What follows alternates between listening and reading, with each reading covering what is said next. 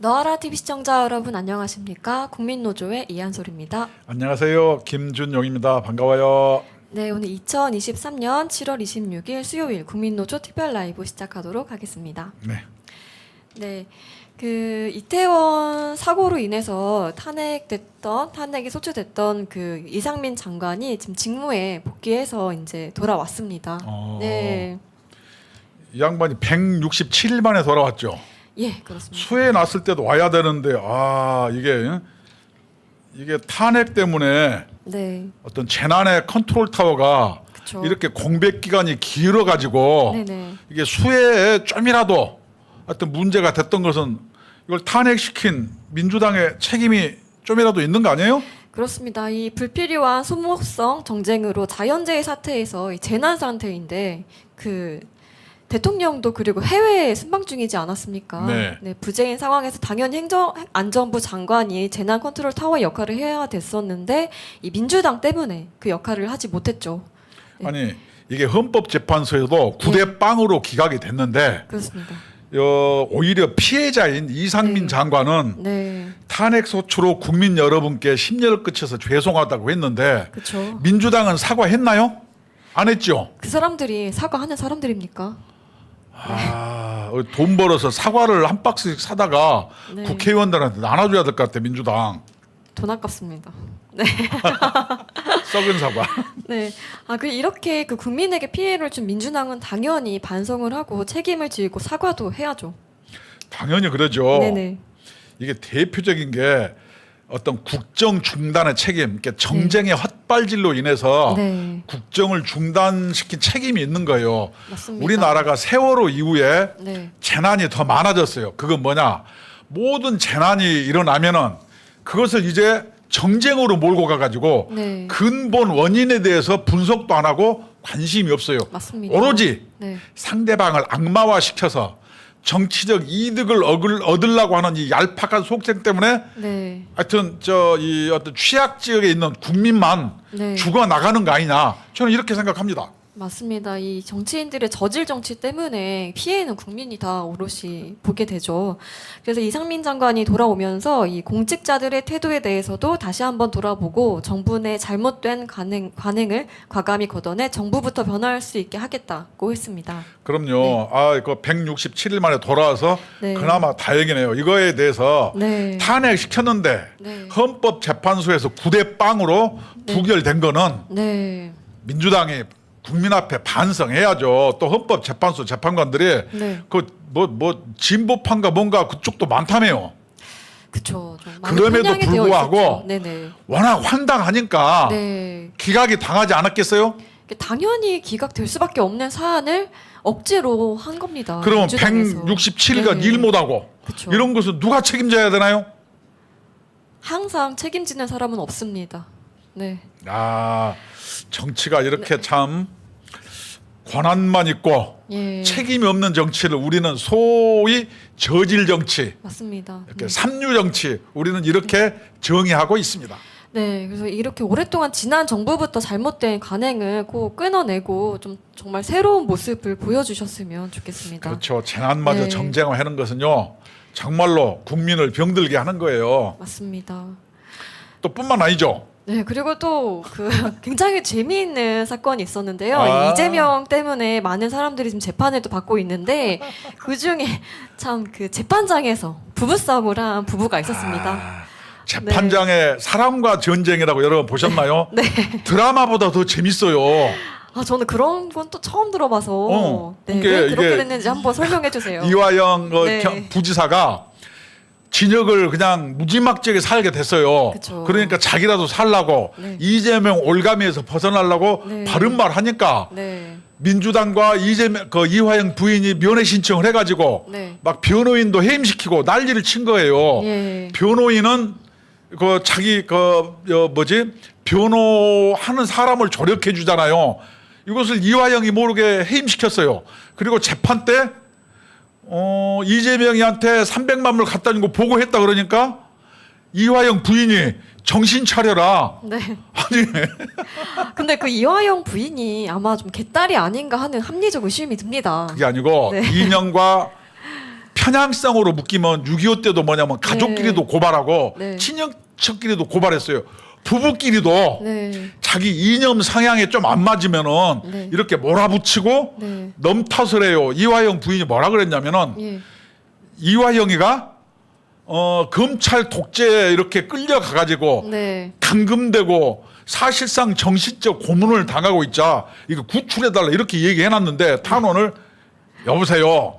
이화영이가 변호인 면회를 180번 했어요. 그쵸. 가족 지인 면회를 50번도 더 했어요. 그래서 매일 면회와 특별 면회를 수시로 했는데 네. 그 사이에 누가 두드려 팼습니까? 그 일반적인 뭔 얘기하는 거예요 지금? 일반적인 수감자들이 어떻게 그렇게 많이 접견을 합니까? 그거 안 되잖아요. 좀 특별 대우 받은 거 아닙니까? 이것도 특별 대우에 네. 변호사 180번, 가족들이 50번 위원회를 했는데 네. 아니 언제 두드려 패냐고요? 언제 고문을 당하냐고요? 거짓말이죠. 시청자 여러분은 혹시 진역 가면 이렇습니까? 저도 진역을 가봤죠. 옛날에 85년도에 예, 예. 이렇게 면회를 변호사가 180번 찾아오고 가족들이 50번 찾아오고 이거 못했어요. 그 짧은 이거 특권 아니에요? 그렇죠. 그 짧은 기간 동안 180원이라는 숫자는 정말 어마어마한 그것도 겁니다. 전부 네. 또 검찰 조사 받을 때 촬영했다는 거예요. 재밌는 것은 네. 법정에서 지네 남편한테 네. 정신 차려라. 너 맞간 거 아니냐. 네. 아니 이게 얼마나 코미디예요. 아무리 이재명을 지키려고 네. 남편을 진역 많이 살려서 그냥 사지로 몰아넣는 게 네. 이게 인도주의입니까? 이게 폐륜 아니에요? 근데 그 민주당에 좀 재미있는 부부들이 많이 있는 것 같습니다. 그 아. 이제 조국 부부도 약간 좀 비슷한 맥락 아닙니까? 거기는 거의 좀 그래도 반대로 들어가긴 했는데. 지네 아들 딸 살리려고 네. 요새 좀 반성하는 척 해요. 제가 봤을 때는 아들 딸 살리려는 게 아니라 본인 총선 나가려고 작업하는 것 같습니다. 네. 아, 또 그래요? 네. 그렇지. 옛날 이재명이가 박근혜를 존경한다고 막 내가 얘기하니까 네, 진짜 그쵸. 존경한 줄 알고 있더라. 웃기는 소리 하지 마라 이렇게 얘기했잖아요. 또 자기 아들도 이제 모르는 사람처럼 얘기했었지 않았습니까? 아니, 그래도 네. 요번에 이상민이 이렇게 저 어디요 9대 빵으로 네. 헌법재판소에서 기각됐으면은 네. 거짓말로라도 국민 앞에 민주당은 사과해야 맞는 거 아니에요? 그렇죠. 그게 맞는데 저 사람들은 그런 거 모릅니다. 아, 정치가 네. 저질이라니까 국민들이 막 고혈압을 막 올라가게 해요. 소송해야 되겠어요. 그냥 네. 열받게 하니까. 그래서 이제 다음 소식으로 넘어가겠습니다. 예, 예. 저희가 지난주에 최저임금이 9,860원으로 결정됐다고 이제 소식을 전해드렸는데요. 이게 원래는 그 이제 공익위원회에서 제시한 금액이 60원이 더 높았었다고 합니다. 9,920원. 예, 그런데 이 민노총 때문에 60원을 더 낮게 받아서 결정이 됐다고 합니다. 그러니까 이게 뭐냐 목리부리다가 네. 실리를 놓쳤는데 네. 만약에 이런 경우면 일반 회사라든가 다른 조직에서는 어떻게 되겠어요? 공직사회에서는 이거는 그냥 그 징계감이에요. 징계. 퇴사해야죠. 아니 자기들이 네. 뭐 저임금이 허덕이는 근로자를 위해서 싸운다고 큰 소리는 빵빵 쳐놓고 그쵸. 실제로는 지네가 막 꼬라지 부린이라고 네. 60원 적게 9,860원에 이렇게 타결을 했어요. 네. 그렇게 민주노총 내에서도 비판이 그냥 막 난다는 거 아니에요. 그게 좀 비판이 목소리가 좀 높습니다. 제가 이제 봤는데 많이 본인들이 노동자의 대표라고 하지 않습니까? 좀 저는 그 인정할 수는 없지만 그런데 이 많은 노동자들은 이제 최저임금을 높게 해달라고 이제 바라고 있었잖아요. 알바생들이나 그런데 이 사람들이 기대했던 것보다 원래는 10,000원 이상을 받아오라고 막 했었는데 못 받은 거예요. 오히려 자기들 때문에 더 낮게 나온 거예요. 민주노총 때문에 네. 60원이 못 받았으면은 네. 5인 이하라든가 영세 소상공 이런 데서 근무하는 알바생이라든가 이런 데서 근로하는 근로자 여러분 네. 60원 곱하기 얼마 해가지고 그 손해를 네. 민주노총에 배상하라고 해주세요. 왜냐하면은 네. 그렇게 없이 사는 근로자 위한다면서 지기들은 뭐 최저임금 해당이 안 되니까 60원이 웃기게 알겠죠. 그랬겠죠. 네. 야 목리부리다가 60원마저 날려요. 뭐 어디 문동에 콧구멍에 마늘씨를 빼먹는 게 낫지. 60원이면 어딘데 이걸 발로 찹니까? 민주노총 여러분. 그래놓고 여러분이 최저임금 뭐 근로자를 위한다고 얘기할 수 있어요? 이거 사기 아니에요? 맞습니다. 그리고 또 이제 한노총이 항상 이 민노총의 뒷공무원 일을 따라다니지 않습니까? 그래서 원래 한노총은 원래는 또 이제 찬성을 했었는데 네. 민노총이 거절을 하니까 본인들도 거절을 했었다고 합니다. 네. 이번에도 최저임금 딱 될 때 네. 12,080원인가 요구해가지고 애시당초부터 협상할 생각이 없었던 거예요. 터무니없는 금액을 예, 터무니없이 요구했었죠. 해놓고 네. 시작하자마자 권순원 그 교수가 있어 간사를 예. 뭐 조리돌림 해가지고 그쵸. 쟤 안 나오면 우리 최저임금 참석 못해 네. 이렇게 해서 뺑뺑이를 돌렸어요. 네. 조리돌림을 시키는 거죠. 그러니까 맞습니다. 합리적으로 무슨 의견을 교육하는 장소가 아니고 우격다짐으로 막 힘으로 이렇게 최저임금을 관철시키려고 하다가 네. 끝끝내는 목리부려서 오히려 60원 적게 하니까 네. 민주노총의 목리 때문에 소상공인은 그나마 60원 이익 받고 네. 알바생들이라든가 5인 이하 이런 근로자들은 어떻게 해요? 60원 손해본 거예요. 맞습니다. 이건 누구 땜시? 민노총 때문에. 민주노총의 네. 목리 때문에 이것이 우리나라의 노동계의 네. 웃지 못할 현실 아니겠어요? 코미디죠. 네.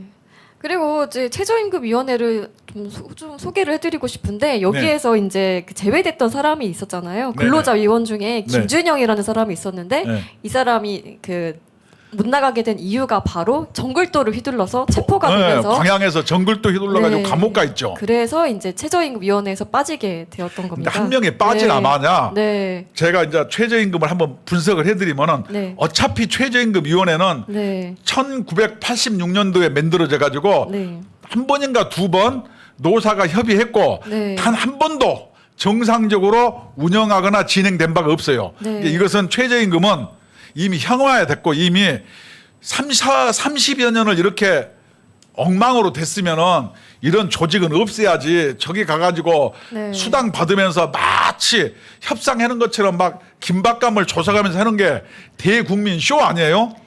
이렇게 최저임금에 해당되는 근로자의 생존권을 놓고 여러분 민주노총 여러분 다 쇼하면 안 됩니다. 그럼 말이 됩니까? 뭐 민주노총 가면 다 연기만 배우나 봅니다. 예를 들어서 이번에 최저임금은 네. 첫째 당사자가 없는 거예요. 네. 양대 노총이 당사자 아니잖아요. 아니죠. 최저임금 받는 사람 아니잖아요. 아니죠. 근데 왜 자기들이 왜 넘의 임금을 결정합니까? 그렇죠. 두 번째는 네. 임금 교섭 형식으로 하면 안 된다. 이게 우리 국민노조에서 계속 주장한 거예요. 그쵸. 이제 이것이 요새 노동 경제학자들이 이제야 이 얘기를 하더라고. 예, 맞습니다. 이것은 그렇게 하면 안 되는 거고 대표자도 없고 그다음에 최저임금은 어떻게 해요? 구조가 유명무실하고 네. 그래서 이건 어떻게 해야 되냐? 우리 국민노조 아는 이래요. 경제 성장률하고 네. 물가하고 생산성하고 이렇게 합친 데다가 거기에 당사자 뭐 소상공 의견들을 이렇게 받아서 이걸 취합해 가지고 이걸 어떻게 해요? 노사정위원회에서 조율해 가지고 정부에서 정하면 되는 거예요. 이건 임금 협상이 아니기 때문에. 네. 그러면 요번에 내가 또 물어볼게요. 2.5%가 혹시 우리 한솔 네. 사회자님 무슨 근거인지 알아요? 글쎄요. 무슨 이게 거죠? 엿장수 마음이요. 지네 네. 마음이에요. 올해 요번에도 0.3% 내려서 우리나라 올해 경제 성장률 몇 프로인지 알아요? 1.3% 네, IMF에서 네. 발표했어요. 네. 그러면 예를 들어서 경제 성장률 1.3%. 네. 예를 들어서 물가가 좀 올랐어. 네. 근데 최저임금을 올리면 또 물가가 오르니까 물가가 그쵸. 예를 들어서 네. 뭐 5% 올랐다. 그러면 이거 반띵. 네. 왜냐면 이것 때문에 또 오르니까. 네. 그다음에 예를 들어서 생산성. 네. 그 어떻게 뭐 코로나니 뭐냐고 일도 못하고 생산성은 뭐 0. 몇 프로 낮아졌어. 이런 걸 합쳐가지고 네. 돈 줄 사람하고 받을 사람 소상공이라든가 네. 최저임금에 해당하는 사람이 의견을 받아서 정부에서 정해야 되지. 아니 민주노총, 한국노총, 경총, 박사 모여가지고 2.5% 정했는데 여기에 근거가 있나요? 난 들어본 적이 없어요. 네. 그래서 네. 내가 처음 밝히는 건데 우리나라는 임금 인상을 1년에 5번씩 합니다. 여러분 시청자 여러분 잘 모르시죠? 네. 어떻게 임금 인상을 5번 하는지 알아요? 네. 첫째, 최저임금으로 한 번 합니다. 예. 요번에 몇 프로예요? 2.5% 했죠? 예. 그다음에 노사 협상으로 임단협으로 임금 협상합니다. 네. 그다음에 호봉이 승진돼요. 호봉 1년마다 올라가잖아요. 이게 한 1.9% 정도 돼요. 이게 호봉으로 승진돼요. 네. 네 번째는 뭘로 또 뭐 이 임금이 오르는지 알아요? 승진으로 올라요. 예. 우리는 임금 인상 요구 안 할 테니까 네. 승진을 빨리 시켜줘. 그러면 승진하면 어떻게 해요? 급여가 또 오릅니다. 마지막으로 뭘로 오르는지 알아요? 임금 협상이 뭐죠? 성과급으로 오릅니다. 네. 성과급으로 기재부에서 맨날 주니까. 그래서 우리나라는 한 해의 임금이 말로는 임금 협상을 우리는 뭐 2.5% 했다 3% 했다 하지만은 뒤로는 어떻게 해요? 최저임금으로 오르고 임단협으로 오르고 호봉으로 오르고 승진으로 오르고 성과급으로 올라요. 네. 이러니 우리나라 기업들이 외국으로 나가면 탈시는 돌아오지 않아요. 정말로 서로 기업하기 편해야 일자리도 늘어나고 그래야 우리 임금도 높아지고 노동자건 사용자건 공생해서 나라가 발전하고 국민이 잘 사는데 그런 걸 안 하고 양대 노총이 엉터리로 대충 노동자를 위한답시고 목리부리다가 60원씩 더 내고 이런 사태가 비일비재하기 때문에 우리나라 노동운동은 개혁이 좀 되어야 된다. 이것이 국민노조의 논조예요. 그리고 이게 문재인 때는 그 일자리 창출한다고 해서 몇십 조를 공중분해해서 이제 단기 알바 같은 그런 단기 일자리를 막 수없이 늘렸죠. 양질의 일자리는 줄었고, 근데 일자리도 그 질에 따라서 어떤 일자리가 늘어나느냐가 좀 굉장히 중요한 그럼요. 것 같습니다. 네. 일자리 상황판 기억나나요? 예. 문재인 정부가 맨 처음에 청와대에 네. 일자리 상황판 이렇게 했는데 그거 1년 있다가 어디 고물상에서 발견됐대. 그거 안 써. 버려가지고 이게 전부 이렇게 약자를 위한다고 네. 근로자를 위한다고 쇼하면 안 되는 거예요. 맞습니다. 그리고 이 민노총이 2주간 현재 총 파업을 했었습니다. 네, 거의 했었죠. 뭐 망한 파업으로 끝났는데 이 사람들이 뭐 자기들 잘했다면서 또 자화자찬을 또 하더라고요. 그러면서 이제 8월 달, 9월 달, 11월 달에도 대규모 집회를 하겠다. 윤석열 퇴진을 주장하고 또 총선을 본인들이 이끌어 가겠다 이런 식으로 얘기를 하더라고요. 그러니까 네. 저 8월 12일 날 네. 2차 범국민 대회. 네. 왜냐면 15일 날 정광훈 목사가 뭐 집회를 하신다는 거예요. 네네. 이걸 싹 피해서 범국민 대회. 왜냐면 요번에 7월 15일 2주간 파업할 때 사람들이 예. 많이 안 모였어요. 그쵸. 그러니까 꼬랑지를 살살 말아가지고 네. 범국민 대회라 그래서 이제 작년처럼 또 그 뭐지 뭐 좌파 시민단체라든가 뭐 네. 이렇게 해가지고 네. 또 뭐 8.15 뭐 작년처럼 네. 또 북한 어디요 직업 총동맹하고 뭐 또 결의문당도 이렇게 할 거예요. 예, 예. 9월 16일로 또 하고 11월 10일 또 하고 그래서 2024년 총선 투쟁을 선언하고 윤석열 퇴진 투쟁으로 총선 전국을 주도하겠다 이렇게 주장했다는 거예요. 예, 그렇습니다. 양경수 위원장이 8월 12일에 2차 범국민 대회를 하겠다. 그리고 9월 16일에 3차 전국 동시다발 범국민 대회를 또 하겠다. 그리고 11월 11일 민중총 걸기를 개최하겠다. 이렇게 얘기했습니다. 아이고 그게 되나요? 예를 들어서 네. 이번에도 네. 양경수가 뭐라 그랬냐면은 네. 노총 파업 기간 중에 네. 불편을 겪으신 분들이라 있으리라 생각한다. 네. 너그러운 양해를 군다. 불편 겪은 사람 많아요. 있으리라가 아니고 불편을 겪지 않은 사람이 없죠. 뭐 때문에 그랬냐면 예를 들어서 네. 충북 경찰청 같은 데는 그때 막 장마가 와서 비가 많이 왔잖아요. 네. 그래서 뭐냐면 수해 현장에 출동을 해야 되는데 네. 민주노총 파업 때문에 충북 경찰청에서도 차출을 해가지고 네. 경찰들이 서울로 왔어요. 그러다 보니까 충북 수해 현장에 배치를 못한 거예요. 그래서 수해를 제대로 대응하지 못한 책임도 네. 민주노총한테 일말의 책임이 있는 거지. 네. 말로만 너그러이 양해.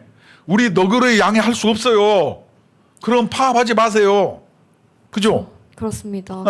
그런데 이 사람들 또 이제 뻔뻔하지 않습니까? 그래서 7월 총파업 기간 동안 그 퇴근길 집회 금지 통고를 내린 경찰에게 법적 대응에 나서겠다고 이제 발표를 했거든요. 근데 이 사람들이 옥바라지 하겠다고 애초부터 자기 조합원들에게 46억 원을 걷지 않았습니까? 그럼요. 예, 그 돈으로 이제 이런 짓들을 하려고 하는 것 같습니다.